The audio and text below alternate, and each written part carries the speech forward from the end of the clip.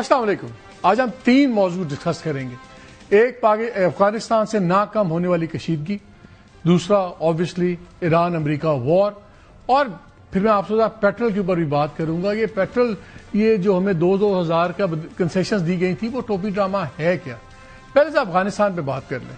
جب یہ مارکا حق ہوا اور ذلت آمیز شکست ہوئی انڈیا کو، تو تب انٹیلیجنس ایجنسی نے بتایا کہ اب یہ دہشت گردی کی کارروائیوں میں تیزی کروائے گا انڈیا، کیونکہ میدان جنگ میں تو ذلت اٹھا لی، اب کیا ہوگا.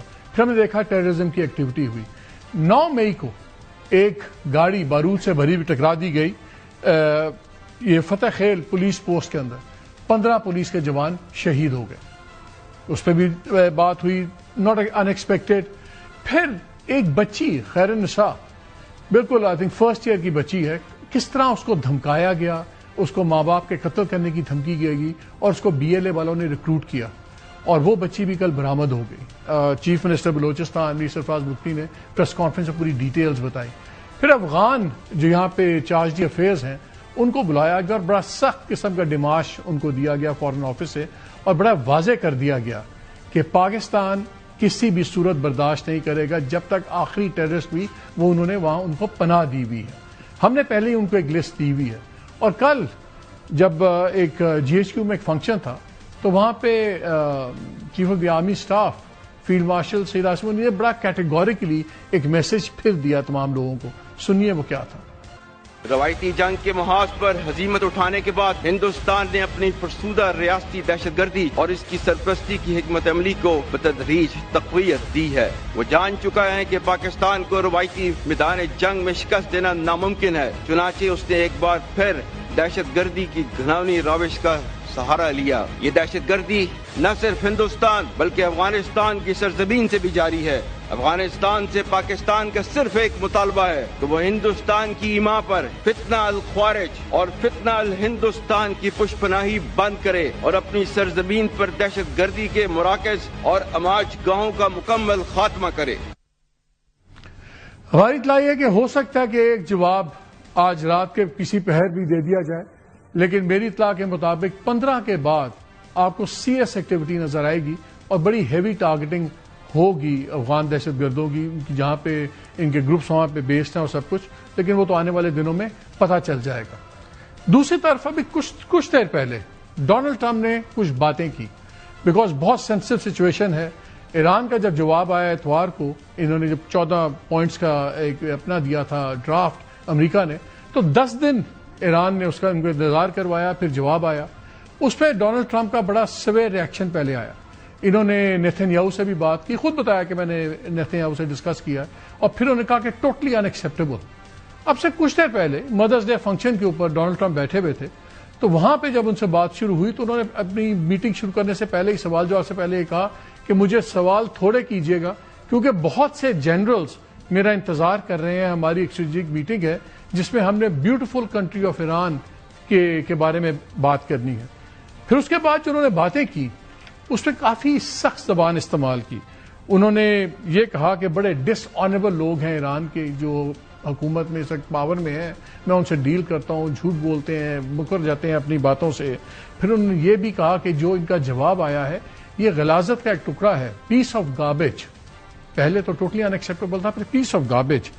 پھر کہا کہ سب کچھ لائف سپورٹ سسٹم پہ ہے، یہ جو اس سے کمزور سیز فائر نہیں ہو سکتا. انہوں نے یہ نہیں کہا کہ سیز فائر ختم ہو گیا، کہا کہ ہے، لیکن بس 1% جس طرح مریض کو کوئی آگے بتاتا ہے کہ آپ کا بندے کا 1% چانس ہے زندہ رہنے کا، تو وہ 1% چانس کے اوپر یہ سیز فائر چل رہا ہے. اس قسم کی باتیں کی. کیونکہ باتیں ابھی میں آپ کو سناتا ہوں کہ انہوں نے کیا باتیں کی، کیونکہ یہ امپورٹنٹ اس لیے ہے کہ اس بدھ کو ان کا چائنا کا دورہ ہے، اور تمام اینالسٹ اور جتنے اسٹریٹجک آبزرورز ہیں ان سب کا خیال یہ ہے کہ ڈونلڈ ٹرمپ کے لیے بڑا امپورٹنٹ ہے کہ کسی بھی قسم کا معاہدہ ضرور ہو، کیونکہ اگر یہ بغیر معاہدے کے جاتے ہیں تو بڑے کمزور ان کی نیگوسیشن پوزیشن ہوگی. پچھلے 48 گھنٹوں میں بہت زیادہ ڈپلومیٹک ایکٹیویٹی ہوئی. اسحاق ڈار صاحب ہمارے جو فارن منسٹر بھی ہیں، ڈپٹی پرائم منسٹر، ان کی foreign minister Saudi Arabia prince Faisal bin Farhan, ان سے بات ہوئی. ان کی پھر یہاں پہ charge d' affaires Natalie Baker امریکہ کی، ان سے ملاقات ہوئی. ان کی فارن منسٹر سنگاپور کے، ان سے ہی بات ہوئی. عباس عراقچی جو ایران کے فارن منسٹر ہیں، ان کی بہت زیادہ ایکٹیویٹی رہی. ان کی سعودی عربیہ کے فارن منسٹر سے بات ہوئی، ترکیہ کے فارن منسٹر سے بات ہوئی، ایجپٹ کے فارن منسٹر سے بات ہوئی، ڈچ فارن منسٹر سے بات ہوئی، قطری فارن منسٹر جو بڑی امپورٹنٹ رول اس سے پلے کر رہے ہیں اور پرائم منسٹر بھی ہیں، ان سے بھی بڑی لمبی گفتگو شنید ہوئی. یہ ساری ڈیولپمنٹ ساتھ ساتھ چل رہی ہیں. پھر ساتھ ہی اسپوکس پرسن نے ایران کے آج یہ بھی کہا کہ اگرچہ ہمیں بہت سے ملکوں نے کانٹیکٹ کیا ہے اور ہم بڑے احسان مند ہیں، لیکن پاکستان ہی ہمارا میڈیٹر ہے. بہت سے لوگوں کا خیال ہے کہ یہ 3 دن بہت امپورٹنٹ ہے، اب سے لے کے بدھ تک. لیکن پہلے اب یہ سن لیجئے کہ ڈونلڈ ٹرمپ نے آج بات کیا کی. And you'll speak not too long because I am being waited on by a large group of generals. And that's also important, you know, having to do with the absolutely lovely country of Iran. That's the way they pronounce it. It's a very simple plan. Iran cannot have a nuclear weapon, and they won't have a nuclear weapon, and they didn't want to go that far. If you can believe it, they didn't. How stupid. Are they stupid people? They didn't want to believe it. They think that, well, I'll get tired of this, or I'll get bored, or I'll have some pressure. But there's no pressure. There's no pressure at all. We're going to have a complete victory. We've already, in theory, had a complete victory from the military standpoint. Look, I've had to deal with them 4 or 5 times. They change their mind. They're very dishonorable people. The leadership. Don't forget it's the 3rd level. The 1st level is gone. They were unreasonable. The 2nd level is more reasonable. The 3rd level, nobody wants to be president, you know. They say, who wants to be president? There's nobody raises their hand, you know. But they change their mind. I've had that in business many times. You know, the mind changes, you go. These people, that you make a deal, and then the next day they send you a document that takes 5 days to get there when it should have been there in 20 minutes. You know, it's a pretty simple document. They will never have a nuclear weapon, yeah? When that beautiful plane right there hit them hard, we really hit them hard. And they told me, I want to just tell you this, because they like to say, oh, well, maybe it wasn't that hard a hit. Iran told me very strongly, because they intend to give us the nuclear dust, as I call it. It's easier than talking about other terms, because it's a term everyone knows. But the nuclear dust, which is what we hit, they told me, number one, you're getting it, but you're going to have to take it out, because the site was so obliterated that there's only 1 or 2 countries in the world that could get it. It's so deep and got hit so hard that there's no way they have the equipment to move it. You and China are the only 2 countries in the world that could take it out. For the time being, the ceasefire remains in place? It's unbelievably weak. I would call it the weakest right now. After reading that piece of garbage they sent us, I didn't even finish reading it. They said, I'm not going to waste my time reading it. I would say it's one of the weakest right now. It's on life support. They understand. These are all medical people. And Dr. Oz, life support is not a good thing. Do you agree? Bad prognostic. I would say the ceasefire is on massive life support, where the doctor walks in and says, sir, your loved one has approximately a 1% chance of living. یہ وہی Donald Trump ہیں جب انہوں نے 5 ہفتے complete بمباری کی ایران کے اوپر اسرائیل کے ساتھ مل کے. ایران نہیں جھکا، انہوں نے سیز فائر کر دی. پھر جب بعد میں انہوں نے بلاکیٹ کیا اور اس کے بعد انہوں نے پروجیکٹ فریڈم اناؤنس کیا کہ ہم زبردستی اسٹریٹ آف ہرموز کھولیں گے. 36 گھنٹے بعد پھر پاکستان اور انٹرنیشنل باقی ملکوں کے کہنے پہ انہوں نے وہ بلاکیٹ اپنا وہ ختم کر دیا، پروجیکٹ فریڈم، وہ بھی ہم نے سسپینڈ کر دیا. آج وہ بڑکے لگا رہے ہیں، لیکن 2 سوال اٹھتے ہیں. کیا یہ محض بڑکے ہیں جو چاہتے ہیں کہ شاید اگلے 3 دنوں میں کوئی اگریمنٹ مل جائے، یا واقعی جنگ کی تیاری ہے؟ کیونکہ سعودی عربیہ نے، کویت نے بھرپور مخالفت کی ہے دوبارہ جنگ شروع ہونے کی. اور جب پروجیکٹ فریڈم بھی شروع ہوا ہرموز کھولنے کے لیے تو سعودی عربیہ نے بیسز کو بھی ایکسس دینے سے انکار کر دیا. فلائٹس بھی انہوں کا روک دی، انہوں کا کوئی بیس استعمال نہیں ہوگی. آج انٹرسٹنگلی ایک بہت آرٹیکل زبردست آیا ہے، یہ پرنس ترکی الفیصل کا ہے. ترکی الفیصل بڑے امپورٹنٹ آدمی ہیں اور ان کو سمجھا جاتا ہے کہ یہ پرنس محمد بن سلمان کراؤن پرنس کے قریبی ایڈوائزرز میں ان کا شمار ہوتا ہے. بہت سینئر سیزنڈ آدمی ہے. یہ ایک زمانے میں ان کی انٹیلیجنس ایجنسی کے ڈائریکٹر جنرل تھے. پھر یہ جو ان کی کنگ فیصل فاؤنڈیشن ہے اس کے سربراہ بھی ہیں، اور یہ کہا جاتا ہے کہ پالیسی میٹرز میں بہت زیادہ ایڈوائز کرتے ہیں. انہوں نے 2-3 باتیں لکھی. ایک آرٹیکل عرب نیوز کے لیے لکھا جس میں انہوں نے کہا کہ آج بڑی باتیں ہو رہی ہیں، سعودی عربیہ کا رول کیا ہے اس تمام جب سے جنگ شروع ہوئی ہے، بڑے امپریشنز دیے جا رہے ہیں. ان کا 2-3 چیزیں بڑی کلیئر ہیں. ہم تماشے نہیں کرتے، شور نہیں مچاتے، ہم ایکشن میں بلیو کرتے ہیں، الفاظ میں بلیو نہیں کرتے. اور پھر انہوں نے کہا کہ پاکستان کے ساتھ مل کر سعودی عربیہ آگ کے شعلے بجھانے کی کوشش میں مصروف ہے اور انشاءاللہ کامیابی ہوگی. پھر انہوں نے یہ بھی کہا، انہوں نے کہا کہ ہم ایران کو جواب دے سکتے تھے جب ایران نے ہمارے پہ حملہ کیا، لیکن اس سے بہت تباہی ہونی تھی، دونوں طرف کے بہت سے بچے بچیاں شہید ہونی تھیں. اگر ہم ان کی تمام چیزیں تباہ کر سکتے تھے، ان کی پورٹ سب کچھ، لیکن پھر سعودی عربیہ کی بھی تمام چیزیں تباہ ہوتی، سیلیبریشن پلانٹس بھی تباہ ہوتے اور یہ جنگ کہیں سے کہیں پھیل جاتی. بٹ سب سے امپورٹنٹ بات، بڑے عرصے کے بعد اسرائیل کا نام لے کے بڑی سخت تنقید کی. انہوں نے کہا کہ اگر یہ منصوبہ اسرائیل کا کامیاب ہو جاتا، سعودی عربیہ اور ایران کے درمیان میں آگ لگانے کا، تو پورے خطے میں تباہی اور بربادی ہو جاتی. پھر انہوں نے کہا اور اس کے بعد اسرائیل واحد طاقت رہ جاتی اس پورے خطے میں جو اپنی اس کی منمانی ہو، جو مرضی کرتا. پھر اس نے کہا کہ یہ جو وقت آ گیا کہ جو لوگ جنگ کی بات کرتے ہیں ان کو اپنی ایروگنس میں، اپنی وہ جو طاقت کا نشہ ہے، ان کو یہ اندازہ نہیں ہے کہ ان کے پاؤں کے نیچے سے قالین کھینچا جا چکا ہے. انہوں نے کہا کتے جتنا مرضی زور سے بھونکیں، جو بھی ہو، یہ جو امن کا کارواں ہے یہ اب چل پڑا ہے، اور جو یہ دشمن ہے سارے اب یہ اپنی انگلیاں چبائیں، ان کے ساتھ اور کچھ نہیں ہوگا. یہ امپورٹنٹ اس لیے ہے کہ سعودی عربیہ نے بڑی کیٹیگوریکل پوزیشن کر دی ہے، کویت نے بھی یہ کہہ دیا ہے. تو ٹرمپ بھلے جو مرضی کہیں، کیا ان کے پاس وار کے آپشنز ہیں؟ Because Saudi Arabia, Qatar, Kuwait, ان کی بیسز بھی ان کو چاہیے. سعودی عربیہ میں ان کے ری فیولنگ پلینز بھی کھڑے ہوئے ہیں. تو کیا یہ امریکہ سے لائیں گے جہاز؟ کیا کریں گے؟ جو ڈومیسٹک پالیٹکس ہے، جو وہاں کے اکنامک حالات ہیں، وہ بھی کسی طور پہ اس جنگ کے سینیریو کو سپورٹ نہیں کرتے. امریکہ کو چاہیے اب ایک ایگریمنٹ چائنا جانے سے پہلے. لیکن آج کے بیان میں اگر آپ غور کریں تو بڑی انٹرسٹنگ ڈونلڈ ٹرمپ نے بھی بات کی. انہوں نے کہا مجھے چین نے بتایا کہ ایران نے بتایا کہ اتنی تباہی ہو گئی ہے کہ صرف آپ، امریکہ یعنی کہ، اور چین کے پاس وہ ٹیکنالوجی اور وہ ایکسپرٹیز ہے کہ وہ جا کے جو انرچ یورینیم پڑا ہوا ہے، جس پر ساری لڑائی ہے 400 کلو گرام، وہ صرف وہ نکال سکتے ہیں. آپ کو پتا ہے کہ پہلے چین کی طرف سے بھی آفر تھی، رشیا کی طرف سے بھی آفر تھی، پاکستان کی طرف سے بھی آفر تھی کہ جو انرچ یورینیم ہے یہ ایران کی ہم اپنے پاس رکھ لیتے ہیں امانت کے طور پہ، یہیں پہ ڈیلیوٹ بھی کر دیں گے. ہو سکتا ہے کہ اس سے یہ انہوں نے یہ اندیا دیا ہے کہ جب چائنا جائیں تو یہ چائنا کو کہیں گے ٹھیک ہے آپ وہ یورینیم اپنے پاس لے آئیں تو ہم پھر اس سے بات آگے چل سکتے ہیں. یہ بڑے ہی ڈیلیکیٹ ان کے پوائنٹرز ہیں جو یہ پھینکتے ہیں ڈونلڈ ٹرمپ. لیکن امپورٹنٹ چیز یہ ہے کہ آگے کیا ہوگا. اٹلانٹک کا بھی ایک آرٹیکل ہے کہ سب سے بڑی غلطی جو یہ کر رہے ہیں، 2-3 آرٹیکلز آئے ہیں کہ یہ سمجھ نہیں رہے کہ ایران کا پاور سٹرکچر بدل گیا ہے.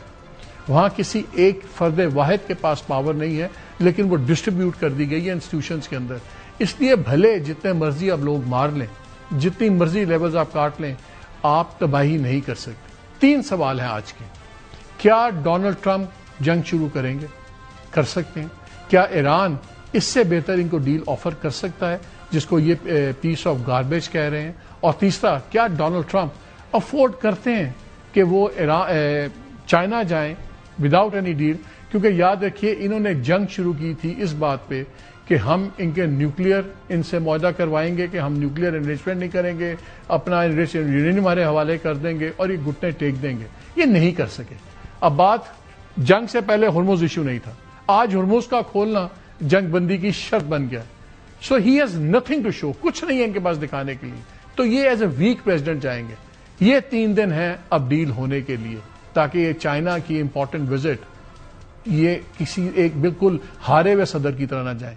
یہی ہمارے آج کے سوالات ہوں گے. پروگرام کے اندر ہم بات کریں گے اسامہ بن جاوید سے، بات کریں گے، یہ سینئر رپورٹر ہیں اور اینالسٹ ہیں اور اس خطے میں جنگ کور کر رہے ہیں. پھر شجاع نواز صاحب سے بھی بات کریں گے جو امریکہ میں بیٹھے ہوئے ہیں اور اگین اسٹریٹجک اینالسٹ ہیں، سمجھتے ہیں ان تمام چیزوں کو. تو پہلے ذرا بات کرتے ہیں اسامہ سے کہ لیٹسٹ اپڈیٹ اس خطے میں کیا ہے. السلام علیکم اسامہ. وعلیکم السلام. امریکنوں نے 14 پوائنٹ بھیجے، 10 دن انتظار کروایا ایران نے، پھر جواب بھیجا. پھر نیتنیاہو سے بھی بات ہوتی ہے ٹرمپ کی، پھر نیتنیاہو اپنا ڈونلڈ ٹرمپ کہتا ہے بالکل ٹوٹلی ان ایکسیپٹیبل.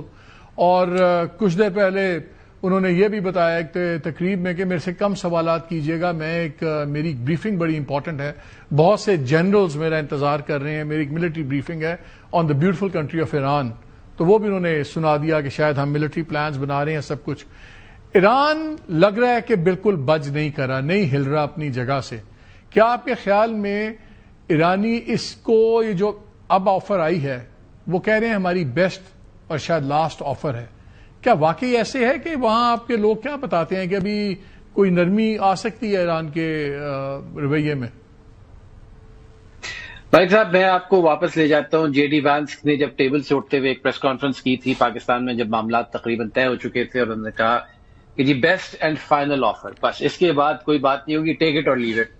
اور اس بات کو بھی کئی ہفتے گزر چکے ہیں اور اس کے بعد بہت سارا گیو اینڈ ٹیک جاری ہے. تو جب تک کسی ڈاٹڈ لائن پہ سائن نہیں ہو جاتے اس وقت تک یہ کہنا کہ جی یہ ہماری فائنل آفر ہے، ہم اس کے بعد نہیں ہٹیں گے، یہ میرا خیال ہے یہ ایک ریٹرک تو ہو سکتا ہے، حقیقت پہ مبنی نہیں ہوگا. اس وقت آپ کو نظر یہ آ رہا ہے کہ ایران نے مکمل تیاری یہ کی ہوئی ہے، کیونکہ انہیں یہ اندازہ ہو گیا کہ جتنا وہ امریکی صدر پہ پریشر ڈالتے ہیں وہ ایک پلٹ نہیں کھاتے ہیں اور اس کے بعد دوبارہ اپنے الفاظ پہ واپس چلے جاتے ہیں، ایکسٹینشن بھی مل جاتی ہے، سیز فائر بھی ایکسٹینڈ ہو جاتا ہے. ایران سے معاملات جو ہے وہ اس پہ بات چیت کرنے پہ بھی راضی ہو جاتے ہیں. کبھی وہ کہتے ہیں کہ میں بڑا مہنگا ٹرپ ہے اس وجہ سے اپنے انوائس کو نہیں بھیج رہا ہوں، پھر وہ کہتے ہیں کہ میں خود بھی جا سکتا ہوں. تو اس وقت ابہام جو ہے وہ نظر اس وجہ سے آ رہا ہے کہ یقیناً امریکہ اس میں مکمل طور پہ پھنس چکا ہے، اور ایران کو نظر یہ آ رہا ہے کہ بھئی ان کے پاس بڑی ساری جو ہے وہ گوٹے ہیں کھیلنے کے لیے. تو اس وجہ سے آپ کو معلوم ہو رہا ہے کہ ایران اپنی میکسیملسٹ پوزیشن پہ جا کے اس کو انسسٹ کیے ہوئے. اور یہ بات میں آپ کو دوبارہ شروع میں لے جاتا ہوں، جب ہمارے کچھ لوگوں سے ان کے معاملات شروع ہوئے پاکستان میں، جب بات چیت کے مرحلے کی طرف جا رہے تھے، تو یہ بتایا گیا ہمیں کہ وہاں پہ جو جنگ کا کیمپ ہے وہ خاصا مضبوط ہے، امن کے خواہاں لوگ کم ہیں، اور اس کی بہت ساری وجوہات ہیں.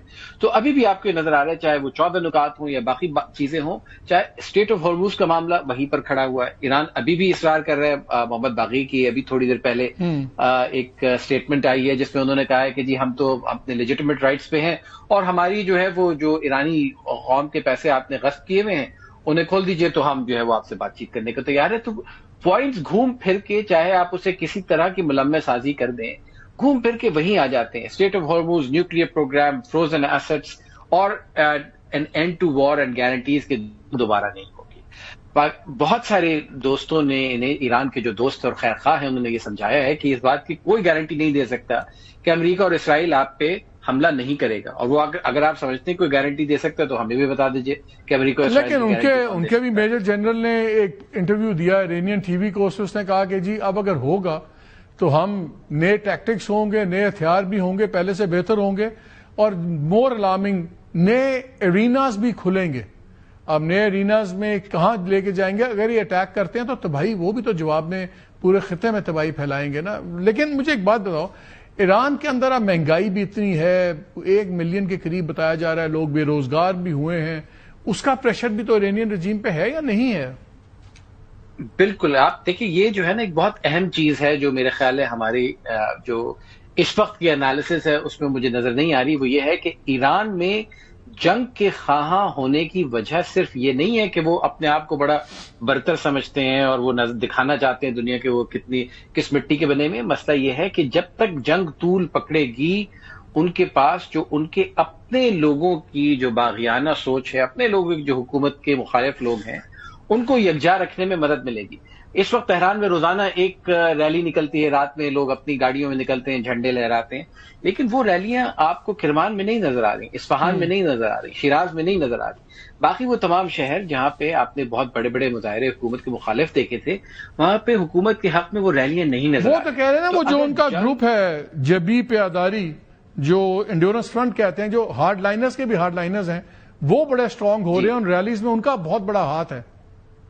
جی میں وہی آپ سے کہہ رہا ہوں کہ یہ ریلیز آپ کو تہران میں نظر آ رہی، لیکن یہ ریلیز باقی شہروں میں نہ نظر آنے. ایک خطرے کی گھنٹی ایرانی حکومت کے لیے یہ ہے کہ جنگ اگر آج بند ہو جاتی، آج امریکہ کہتے ہیں جی ہم نے آپ کے 14 نکات مان لیے، ختم ہو گئے، کل یہ ایرانی قوم جب کھڑی ہوگی جس کو روٹی نہیں ملتی، جس کے پاس آٹا نہیں ہوگا، جس کے پاس بجلی نہیں ہوگی، جس کے پاس روزگار نہیں ہوگا، 2 بڑے شہروں پہ جو امریکہ نے حملے کیے ہیں ایران کے تیل بنانے کی جگہوں پہ، وہاں پہ صرف اس جگہ کے مقامی لوگ نہیں، ہزاروں لوگ نارتھ ساؤتھ ایسٹ ویسٹ سے آ کے وہاں پہ ملازمت کرتے تھے اور وہ بے روزگار ہو چکے ہیں۔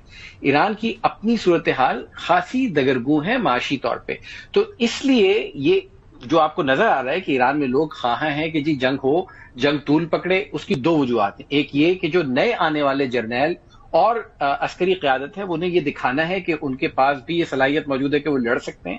دوسرا یہ کہ جنگ جتنی طول پکڑے گی ایرانی قوم کو یکجا رکھنے کے لیے انہیں اتنی مہلت ملے گی، اور جیسے جیسے ایرانی قوم مزید ابتری کی طرف جائے گی ویسے ویسے جو آئیڈیالوجیکل فتح ہے وہ ان کی بنتی چلی جائے گی، اور IRGC کو جو پاسداران ہیں ان کو اپنے آپ کو ایران میں رکھنے کے لیے اگلے 10-15 سال کا عرصہ اور مل جائے گا۔ اسامہ بہت شکریہ ہمیں وقت دینے کا۔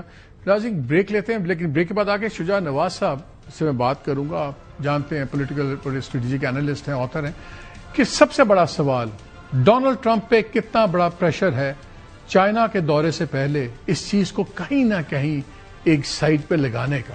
جنگ تو آپشن نہیں ہے اگلے 4 دن، لیکن کیا صلح کیے بغیر یا کوئی ایگریمنٹ لیے بغیر ڈونلڈ ٹرمپ چائنا جانا افورڈ کرنا چاہتے ہیں خالی ہاتھ، کیا کمزور لگیں گے؟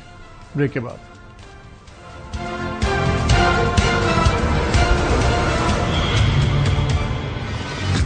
جی ویلکم بیک۔ ہمارے ساتھ موجود ہیں شجاع نواز صاحب، noted political and strategic analyst, author. السلام علیکم۔ وعلیکم السلام۔ شجاع صاحب یہ بتائیں ویئر ڈو وی اسٹینڈ؟ پہلے تو 10 دن انتظار کروایا ایرانیئنز نے امریکنوں کو، ان کو جو لاسٹ انہوں نے کاؤنٹر آفر دیتے ہوئے، پھر وہ آئی، پھر اطلاعات آتی ہیں کہ ٹرمپ صاحب نے نیتن یاہو کے ساتھ بات کی، پھر بڑا سخت ٹویٹ آتا ہے کہ بالکل ٹوٹلی ان ایکسیپٹیبل، پھر اس کے بعد ایک لمبا ٹویٹ آتا ہے کہ یہ بالکل 47 سال انہوں نے سب کو الو بنایا ہوا ہے اور سمپلی لے جاتے رہے ہیں۔ پھر انہوں نے اپنے 2 پریزیڈنٹس کو رگڑ دیا، براک اوباما کو، جو بائیڈن کو، اور ان میں یہ کہا کہ ہنستے ہیں امریکنوں پہ ایرانی، ہمارے لوگ بھی مارتے ہیں اور سب کچھ کرتے ہیں اور they won't be laughing any more. میں ایران کے پیپرز کی ہیڈ لائنز دیکھ رہا تھا کل اور آج کی، خاص طور پہ آج کے جو پیپرز ہیں تمام جنگ کی بات کر رہے ہیں، جیسے ریڈی ہیں، ہم مرنے کٹنے پہ تیار ہیں، اور ایون جو گورنمنٹ کے پیپرز ہیں، اور وہاں پہ بڑی سٹرانگ اوپینین آ رہی ہے کہ یہ ہوگا اور ہم جنگ کی طرف شاید جا رہے ہیں۔ آپ مجھے بتائیں کہ اب چائنا جا رہے ہیں ڈونلڈ ٹرمپ ان 3 days ٹائم، اور سب کا خیال تھا کہ اگر وہ ایمٹی ہینڈڈ گئے تو بڑی ویک بارگیننگ پوزیشن میں ہوں گے، and he should be desperate right now. کیا آپ کو لگتا ہے کہ ابھی بھی ایکٹیویٹی تو بہت ہے، diplomatic activity, everybody is talking to somebody, کیا واقعی ہم جنگ کی طرف جا رہے ہیں یا ابھی بھی ایک پاسبلٹی ہے اگلے 3-4 دنوں میں؟ یہ بڑے کرٹیکل دن ہیں، آپ کو کیا نظر آتا ہے؟ میں سمجھتا ہوں کہ سولوشن پہلے بھی حاضر تھی اور اب بھی حاضر ہے، اور وہ یہی کہ منزل بہ منزل اگریمنٹ کریں، لیکن اس سے پہلے جنگ بندی کریں اور اسٹریٹ آف ہارموز کو کھول دیں۔ جب یہ ہو جائے گا تو ظاہر ہے اس کے ساتھ بلاکیڈ بھی ختم ہوگی، اور پھر یہ سینکشنز لفٹ کرنا یا امریکہ نے جو ایران کے رقم دبائی ہوئی تھی اس کو ریلیز کرنا، یہ سب باتیں ہو سکتی ہیں۔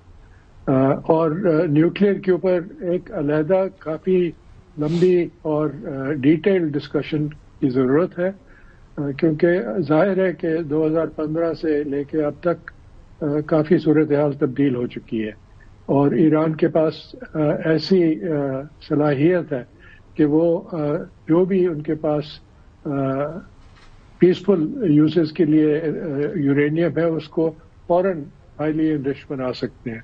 تو یہ سب سے بڑا جو خطرہ امریکہ کے سامنے ہے وہ یہ ہے کہ Iran will go back on the nuclear path.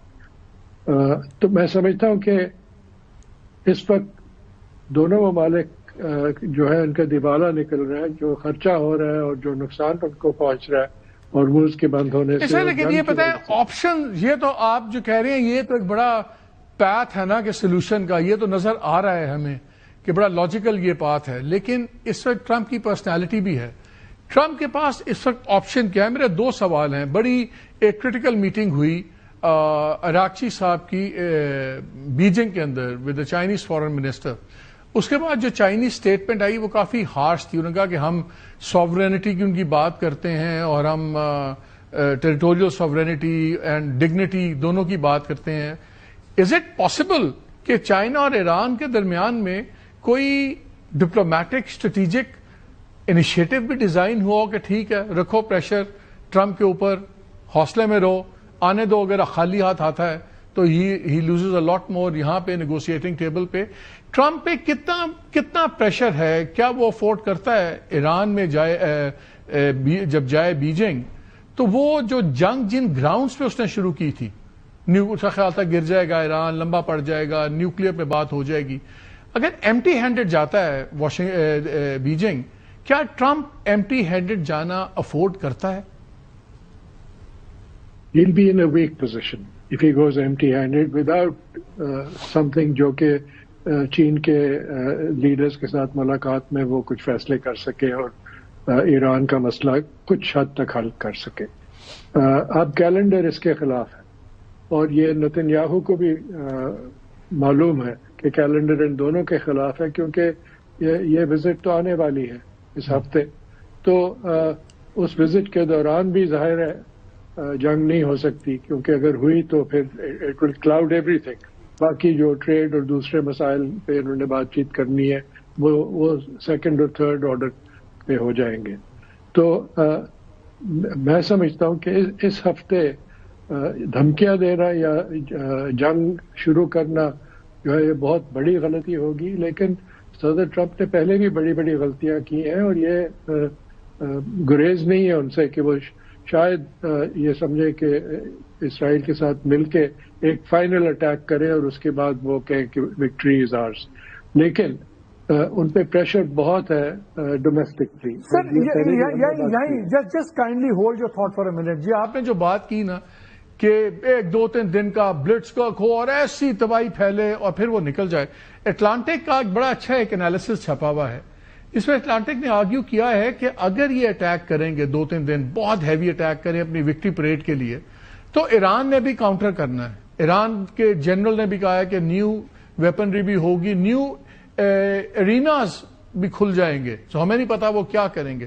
تو اس نے کہا یہ بھی ہو سکتا ہے کہ یہ دو تین دن جو اپنی فتح کے لیے بہانہ ایگزٹ بنا رہے ہوں, ایران بھی جب اس میں میسو اٹیکس کرے ریجن میں تو اس سے جو تباہی ہو وہ دہائیاں تو چھوڑیں, لیکن کم از کم کئی سال تک انفراسٹرکچر اتنا ڈیمیج ہو جائے گا کہ جس کی کاسٹ امریکن بھی بھریں گے, پورا خطہ بھی بھرے گا. تو وہ اتنی ایزی کوئی وہ وکٹری پریڈ نہیں ہے کہ آپ آئیں گے دو دن بامبنگ کریں گے اور چلے جائیں گے اور ایرانی آگے سے خطے کو نشانہ نہیں بنائیں گے. تو میں اس لیے پوچھوں کہ کیا اب وہ آپشن کہ دو دن ڈرامہ کرو, ہم نے تباہ کر دیا نیوکلیر, اگلے 100 سال نہیں بنا سکتے, اینڈ یو مارچ آف, وہ ون سائیڈڈ تو نہیں ہوگا نا. ایران نے تو اناؤنس کر دیا کہ ہم پھر پورے خطے میں اس کو اور بھی تباہی پھیلائیں گے. تو کیا وہ آپشن ابھی ہے ٹرمپ کے پاس؟ میں سمجھتا ہوں کہ نہیں ہے وہ آپشن, اس لیے کہ اب اس کی اپوزیشن بہت ہے خطے سے, سعودی عرب کی طرف سے بھی اور دوسرے ممالک کی طرف سے بھی, کویت کی طرف سے, قطر کی طرف سے اپوزیشن ہوگی. آپ کو معلوم ہے کہ قطر کی کچھ کشتیاں پاکستان کو پہنچ بھی گئی ہیں اور 4 کشتیوں کا ٹوٹل اگریمنٹ ہوا ہے. تو یہ آہستہ آہستہ اسٹریٹ آف ہارموز کھلے گی. لیکن اگر اٹیک ہوا اور پھر ایران کے پاس ہتھیار تو بہت ہیں, اور یہ CIA کی اپنی جو انالیسس ہے اس سے ظاہر یہی ہوتا ہے کہ زیادہ تر ان کا نقصان نہیں ہوا جتنا کہ شروع میں سمجھا جاتا تھا. اس کے علاوہ ڈومیسٹکلی پریشر بہت ہے پریزیڈنٹ ٹرمپ پہ, اور اس کو یہ سمجھنا چاہیے کہ تقریباً ہر مین ٹاپک پہ 60% سے زیادہ لوگ انہیں اپوز کر رہے ہیں. اور جب یہ اب 37% ان کی اوور آل اپروول ریٹنگ سے 34 پہ آ گئی, پھر کم ہو جائے گی.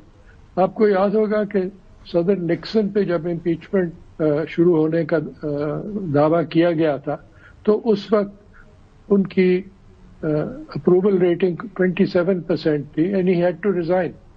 تو 30% سے نیچے جب ہوا تو صدر ٹرمپ کے پاس کچھ نہیں رہے گا ڈومیسٹکلی, پھر ان کی پارٹی بھی شاید کچھ چھوڑ دے. کیونکہ سر یہ جب انہوں نے بات کی پہلے میں ان کا اکنامک ڈیٹا دیکھ رہا تھا. پہلے ان کی اسیسمنٹ غلط ہوئی کہ 5 ہفتے انہوں نے خوفناک بمباری کی ہے امریکہ نے اور اسرائیل نے. یہ ان کو ملیٹریلی تباہ نہیں کر سکے. بلاکیڈ لگایا تو ٹرمپ نے کہا کہ یہ 3-4 ہفتے کی بات ہے. ان کا سیکرٹری ٹریجری بھی یہی کہہ رہا تھا. اب جتنے انڈیپینڈنٹ اکانومسٹ ہیں وہ کہتے ہیں ٹھیک ہے بڑی مہنگائی ہو گئی ہے, تباہی پھری ہوئی ہے, ایران میں بھی اس وقت چیزیں ہیں لیکن انفلیشن 75% ٹچ کر رہی ہے, لیکن ایران کے پاس 3-4 مہینے وہ سروائیو کرنے کی ریسورسز ہیں. ہم مئی میں ہیں, اگر 4 مہینے وہ سروائیو کرتے ہیں, جون, جولائی, اگست, سپٹمبر, اکتوبر, نومبر میں آپ کے مڈ ٹرم پولز ہیں, تو اگر یہ بلاکیڈ نہیں اٹھاتا اور 4 مہینے 3-4 مہینے ایران سروائیو بھی کر جاتا ہے تو ٹرمپ کو تو نظر آ رہا ہے نا پھر تو الیکشنز ڈیفینیٹلی ہار جائے گا. ابھی تو اگر ختم ہوتی کچھ یہ ریکوری کر لے گا. تو میں اس لیے آپ سے پوچھتا ہوں کہ یہ جو پبلک ڈپلومیسی کر رہے ہیں through Twitter and through his Truth Social and all that, یہ لاجک سمجھائیں کہ یہ کیا لاجک ہے کہ he paints himself in a corner every time. اس میں کوئی منطق نہیں ہے. ان کی صرف مطلب ذاتیت ہے, وہ پرسنل اٹیکس یا ایران کی پوری قوم پہ اٹیک ٹویٹر پہ کرتے ہیں. اور میں سمجھتا ہوں کہ بجائے بات چیت کے یہ لگتا ہے کہ خالی کمرے میں باز گشت ہو رہی ہے کہ وہی چیزیں ریپیٹ ہو رہی ہیں. اب ایران کی طرف سے بھی جو پروپوزلز آئے ہیں یہ وہی پروپوزلز ہیں جو کہ اسلام آباد میں ڈسکس ہوئے تھے, تو اس میں کوئی نئی بات نہیں ہے اور کوئی امریکہ کے لیے نئی بات نہیں ہونی چاہیے. جہاں تک خرچے کا تعلق ہے, امریکہ نے جو اپنی کانگریس کو بتایا کہ ہم نے 26 یا 25 بلین ڈالر خرچ کیے, وہ تو بالکل غلط ہے کیونکہ یہ کیش فلو اکاؤنٹنگ کر رہی ہے پینٹاگون, اور اگر وہ اکروول اکاؤنٹنگ کریں تو کئی گنا اس سے زیادہ خرچہ ہوگا. اور 200 بلین ڈالر انہوں نے مانگے ہیں جنگ کے لیے. اور اس کے علاوہ اس سال امریکہ کی جو پینٹاگون کا بجٹ ہے وہ $1.5 ٹریلین ہے, تقریباً 600 بلین ڈالر کا اضافہ ہے پچھلے سال سے. تو یہ سب اس جنگ کی وجہ سے ہے اور اس کے اثرات کافی دور رس ہوں گے امریکہ کی اکانومی پہ. ایک بڑی انٹرسٹنگ کیلکولیشن ہے جو ایک اکانومسٹ نے کی ہے, وہ ہے کہ جو آئل پرائسز کی موومنٹ ہوئی ہے اور جو اسٹاک ایکسچینج کی موومنٹ ہوئی ہے کہ ٹوٹل 5% لوور ہے stocks compared to before the war. اور اس لیے لگتا یہ ہے کہ $3 ٹریلین جو ہے وہ بالکل اڑ گئے ہیں اسٹاک مارکیٹ ویلیو سے. تو یہ جو ان چیزوں کے اثرات ہیں اور ان کا جو پریشر ہے یہ بہت زیادہ ہے صدر ٹرمپ پہ اور ان کی پارٹی پہ. اور پارٹی ابھی انہوں نے پچھلے دنوں ایک وہ بھی خبر چلی جو ڈینائی نہیں کی وائٹ ہاؤس نے کہ انہوں نے اپنی انٹیلیجنس ایجنسیز کو کہا کہ ہمیں ذرا امپیکٹ بتائیے کہ اگر میں اس وقت وکٹری کر کے نکل جاؤں اناؤنس کر کے تو اس کا کیا امپیکٹ ہوگا. سو ہی ڈیفینیٹلی از کنسیڈرنگ. لیکن میں آپ نے خطے کی بات کی, آج بڑا انٹرسٹنگ آرٹیکل چھپا ہوا ہے ترکی فیصل کا جو فارمر ان کے ہیڈ آف انٹیلیجنس بھی تھے اینڈ ویری ویری کی فگر. اس پہ انہوں نے کہا کہ بڑی باتیں ہو رہی تھی سعودی عربیہ کا کیا رول ہے, تو سعودی عربیہ باتوں میں بلیو نہیں کرتا, ایکشن میں بلیو کرتا ہے. لیکن انٹرسٹنگ پہلی دفعہ میں دیکھ رہا ہوں کہ آبویسلی اور وہ ان کی فاؤنڈیشن کے ہیڈ بھی ہیں, سو وہ جو بات کریں گے آفیشیل ویو پوائنٹ ہی وہ بات کریں گے. انہوں نے کہا ہے کہ یہ جو ہے اسرائیل کو بائی نیم انہوں نے تل دیا. آج انہوں نے کہا ایران نے جب ہم پہ حملہ کیا ہمارے پاس ملٹری مائٹ تھی, ہم ان کو بڑا کرارا جواب دے سکتے تھے, لیکن ہم نہیں چاہتے تھے کہ یہ خلیج بڑھے اور ہم نہیں چاہتے تھے کہ اسرائیل ان ارادوں میں کامیاب ہو کہ وہ مسلم امہ کو آپس میں لڑا دے. اور پھر انہوں نے اسرائیل کو 2-3 دفعہ اس آرٹیکل میں بڑا رگڑا ہے. ابھی تک سعودی عربیہ بڑی ایک اور قسم کی زبان استعمال کر رہا تھا. تو یہ جو آرٹیکل آیا ہے ترکی بن فیصل کا, اس کا کیا مطلب ہے کہ now Saudis have clearly told امریکہ کہ بس اب ہم اس کے آگے نہیں چلیں گے. انہوں نے تو یہ جو تھا فریڈم والا پروجیکٹ فریڈم, اس میں بھی ایئر سپیس بند کر دی تھی, انہوں نے اپنی بیس کو بھی نہیں یوز ہونے دیا تھا. اب جو اسرائیل کو اس طرح بائی نیم لے کے جو انہوں نے تل دیا بڑا ٹکا کے, سو یہ ایک ایڈٹ پریشر ہے اب امریکہ کے اوپر, ٹرمپ کے اوپر.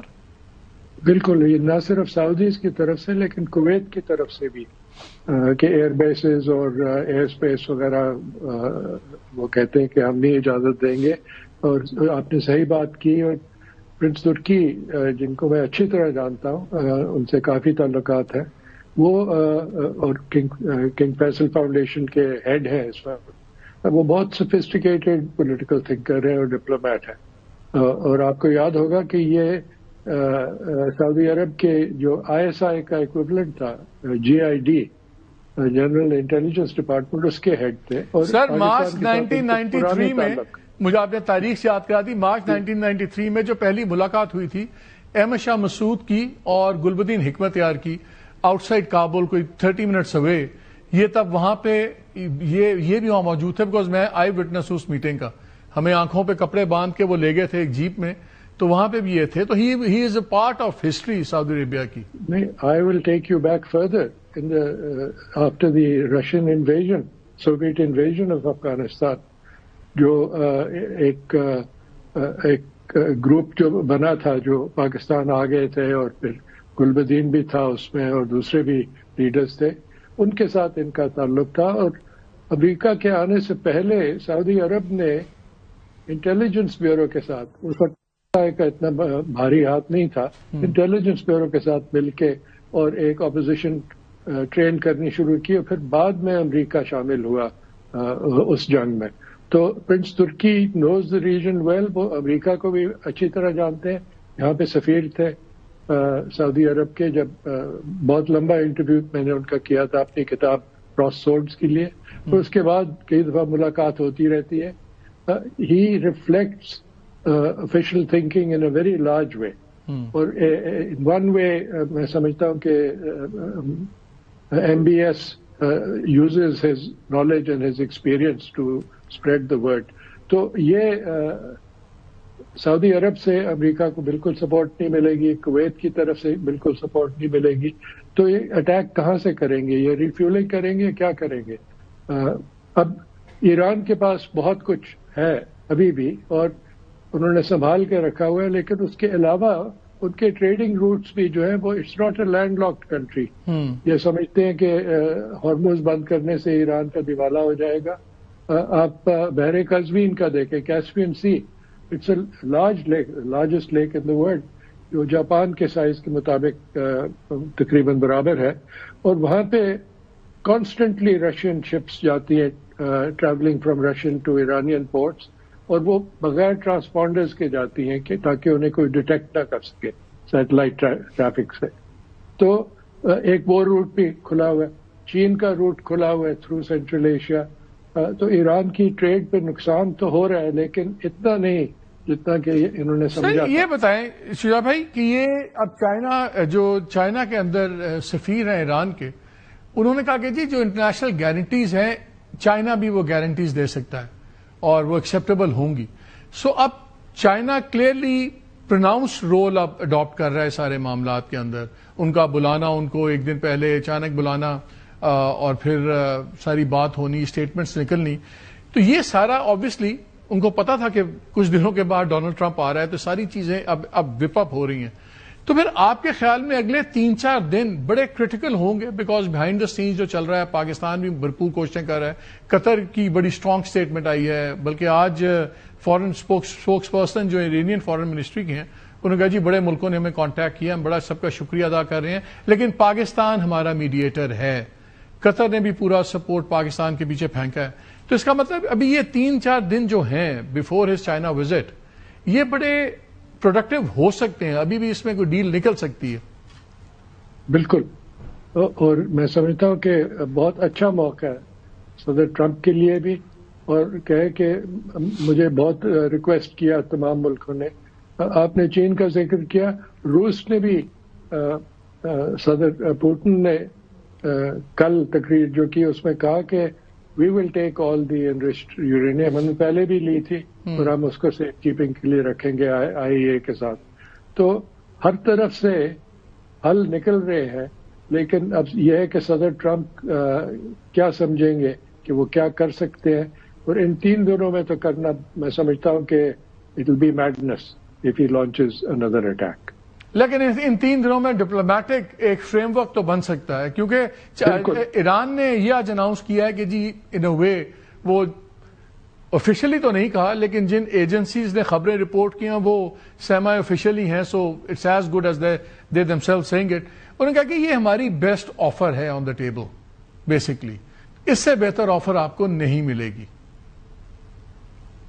اور یہ کوئی نئی آفر نہیں ہے. میں جس طرح پہلے میں نے کہا کہ ایک قسم کی ایکو ہے آف دی ارلیئر ڈسکشنز, اور امریکہ کو پورا علم ہے کہ یہ آفر ہے اور منزل بمنزل وہ بات چیت کر سکتے ہیں اور فیصلے کر سکتے ہیں. سب سے اہم یہ ہے کہ جنگ بندی اور ہارموز کو کھولنا, اور پھر ظاہر ہے اس کے بعد دوسری چیزیں ہوں گی.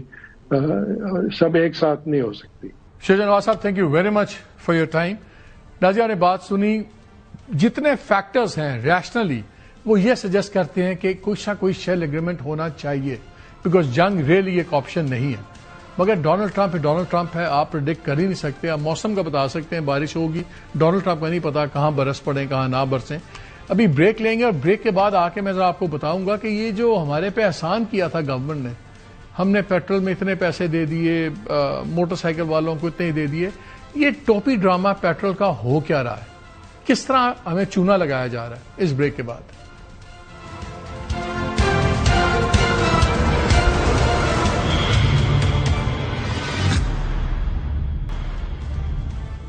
جی ویلکم بیک. بریک سے پہلے میں نے کہا تھا ایک کوئک بات کریں گے پیٹرول کے اوپر. پیٹرول پہ ہمارے ساتھ کیا ہو رہا ہے؟ لگتا ہے جنگ صرف ہمارے لیے ہو رہی ہے, باقی انڈیا کو فرق نہیں پڑ رہا, دوسرے ممالک کو فرق نہیں پڑ رہا. ہمارے یہاں قریباً جو قیمتیں ہیں پیٹرول اور ڈیزل کی 28 فروری کے بعد جب یہ شروع ہوا سارا کچھ 60% سے زیادہ قیمتیں بڑھی ہیں. اگر آپ لیوی اور دوسرے ٹیکسز ملا لیں تو ہر لیٹر پہ تقریباً 196 روپے حکومت کی جیب میں جا رہے ہیں. واٹ ایور ہمیں جو پیٹرول بتایا جاتا ہے, اگرچہ اس کی ہمیں یہ بھی نہیں بتایا جاتا کہ یار اسپاٹ بائنگ کتنی ہو رہی ہے, 3 مہینے کے آگے کی کتنے ہم نے آرڈرز بک کیے ہوئے, لیکن 196 روپے. پھر بڑا احسان کیا گیا سب پہ کہ جی موٹر سائیکلوں والوں کو ہم مہینے کا 2000 روپے کی سبسڈی دے رہے ہیں. چلے ایک سمپل سی میتھس کرتے ہیں.